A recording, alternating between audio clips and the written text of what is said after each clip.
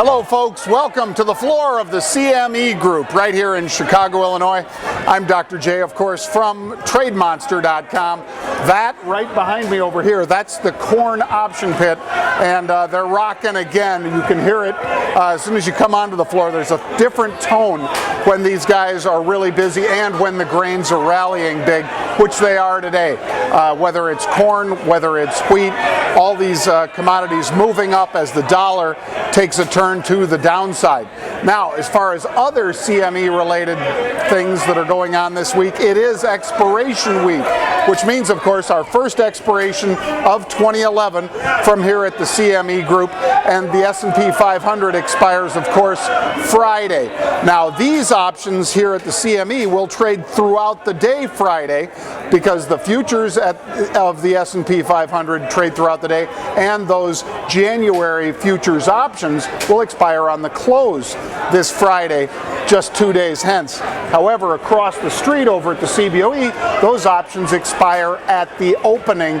Worth noting for all of you, depending on which ones you're trading, futures options, afternoon expiration, or CBOE related S&P options, they expire on the opening prints of those 500 stocks that make up the S&P 500. So now let's focus in on a couple stocks with earnings after the bell today, because here at the CMZ we like to talk about futures as well as futures options, of course, and also the equity options, starting with eBay, EBAY.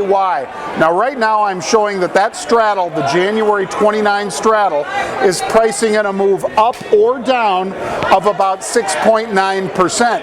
Now, of course, going into an expiration, these things get skewed because they've only got 2 days to be right. They'll have 2 trading sessions, Thursday and Friday, for these options to be in the money or out of the money. And just as we've seen with Apple and IBM, you can see big swings to the upside or downside from earnings. And because of those big moves that we've already seen out of Apple, in particular Monday when we were not open and it was only trading overseas, they took a lot of the volatility out ahead of earnings. And the same thing, believe it or not, is going on pretty much throughout the S&P 500. Most of those stocks have seen volatility diminish rather than increase into the earnings, and that's because of the dramatic moves that we've had even when we weren't open. So again, eBay, EBAY, the big auction player, and of course the owner of Skype still, I guess. eBay, Jan 29 straddle, pricing in a move of almost 7%. That's a combination of the at-the-money call and put at the 29 strike. F5 Networks, FFIV, one of the hottest stocks of last year, also has earnings after the bell tonight. FFIV, the January 140 straddle. Stock's trading around 141. The 140 straddle pricing in a move of about 8% tonight. That's up or down. This is not an indication of direction. It's instead just how much premium is on the call side and the put side. You combine them and you divide it by the strike. You get the idea. We're at about an 8% move there. The last one of the big ones here really is Seagate, STX. Seagate Jan 14 straddle, pricing in a move up or down of about 5.7% tonight. That is, again, the January 14 straddle. That's more or less where Seagate is right now. So to the downside or upside, more than that 5.7% would be a surprise. That would be one of those outlier events. Not quite a black swan, but certainly out there on the tails, either end of that bell-shaped curve. I'm Dr. J from Trademonster.com.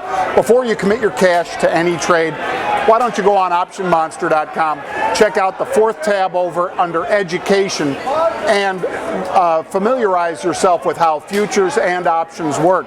You'll be a better investor for it, better positioned to take advantage of what the market's giving you on any given day. Again, I'm Dr. J from Trademonster.com, here at the CME Group, the world's busiest futures exchange.